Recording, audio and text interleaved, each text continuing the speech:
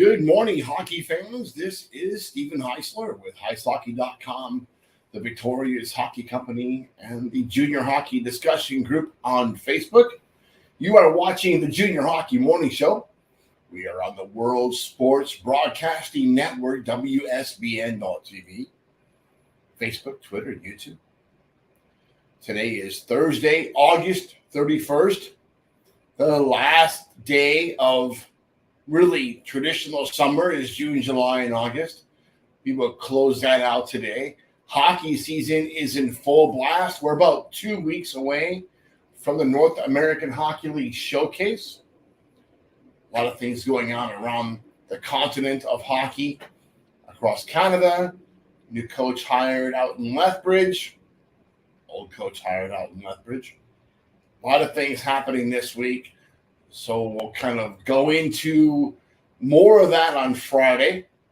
But today, the 10 keys to the development of a great hockey culture. This is an important week. Things are being established in the rooms across the continent.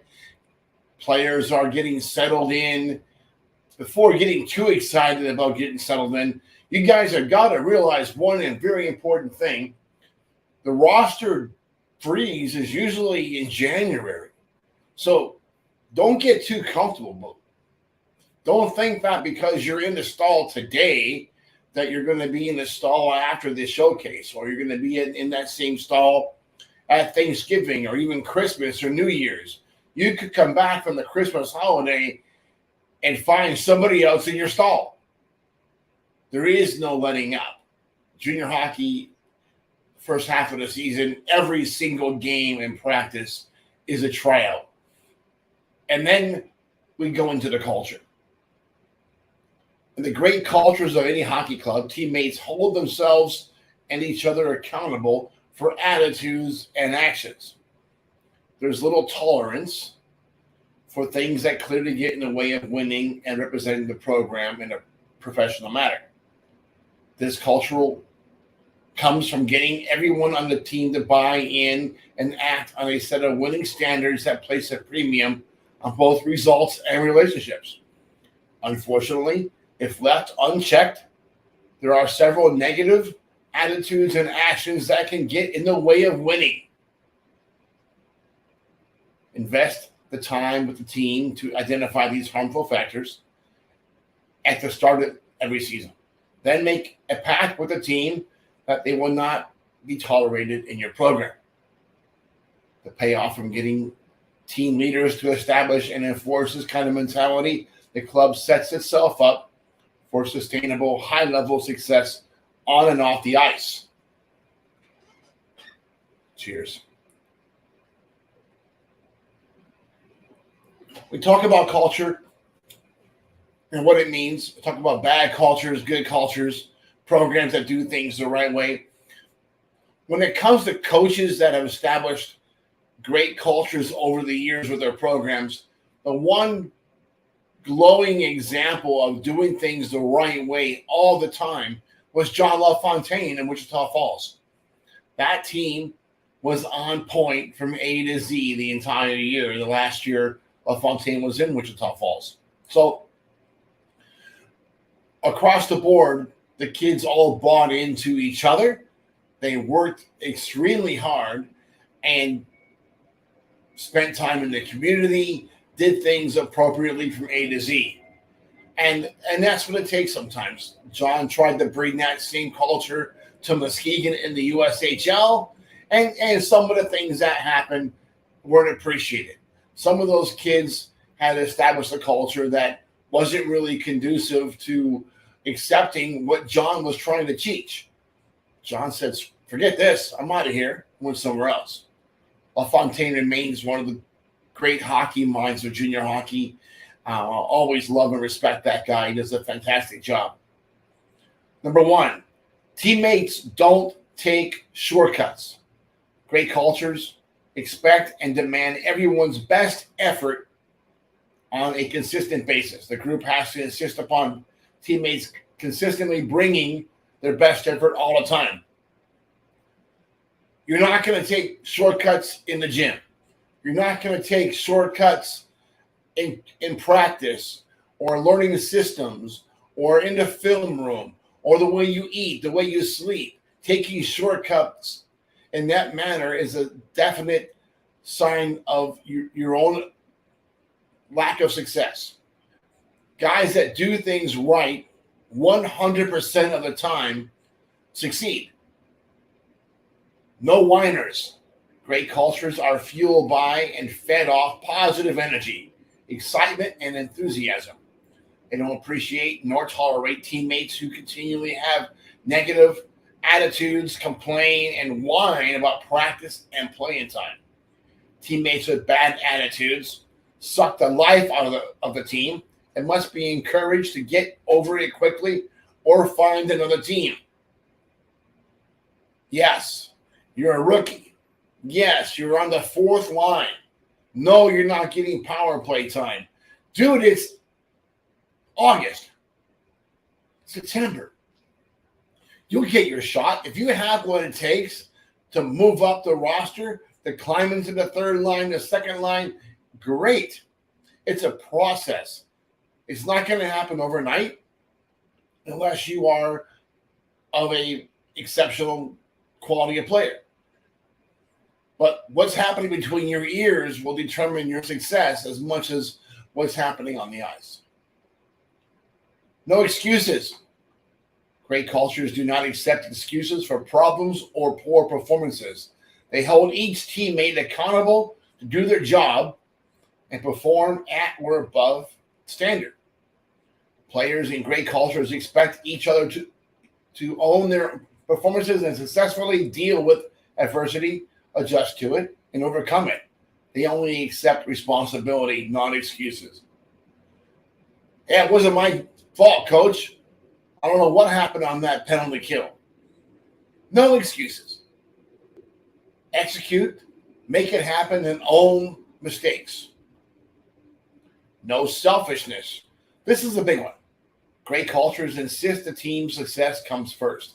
Selfish teammates should always be quickly confronted and corrected or weeded out if they aren't committed to being a great teammate. They appreciate everyone's contributions and generously share and deflect the credit for success to their teammates. Rather than trying to hoard it for themselves, they continually emphasize we over me. Great example of this is Connor Bedard, end of World Juniors. The host or the broadcaster was trying to ask Connor about how great he did. He wasn't having any of it. He wanted no part of that. He goes, no, we did this. The team did this. I could not have done this without my teammates. That was a great effort by my teammates. That kind of attitude will play very well in Chicago. The Blackhawks in that community are a blue-collar town. They appreciate hard work. They appreciate deflection of credit. Love to see that. LeBron James would never do well in Chicago. No disrespect. Great hockey cultures treat each other with consideration and respect. Great cultures don't tolerate teammates who talk negatively about each other or disrespect one another. They deal with the natural and inevitable conflicts between teammates with honesty and respect. Hazing is a great way to break up any room. Hazing is the ultimate form of disrespect. If you disrespect an 05 because he's a rookie and you're an 03, what a great example you are making for the rest of the room. What a great example of the destruction that's going to happen in that locker room come playoff time in March. Speaking of division, no division. Great cultures do not survive long if they tolerate teammates who divide or destroy the team from within. Destructive teammates who try to divide the team by creating corrosive cliques or attacking the coaches are culture killers. You want to see you guys going in and out of the rink in 3s and 4s and 5s, not 1s and 2s. Stop that. Interact with everybody on your club. Interact with everybody on your team. Be kind to the equipment manager. Be respectful to the coaches. Be respectful to each other. Stomp out division before it gets started. Coaches. No trashing the coaches. Great cultures don't allow teammates to trash the coaches. It's okay not to agree with all the coaches' decisions, but to totally bash and blame them for all that is wrong in the program is not tolerated within great programs. That's simple enough. Don't like the power play? Suck it up, sugar. Enough of that. Stop whining. Coach is doing his job. He's there. He got there somehow. Respect that and respect what he's doing.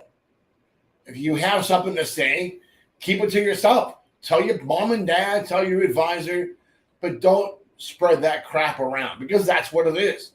Crap. And it will destroy your team. Stop.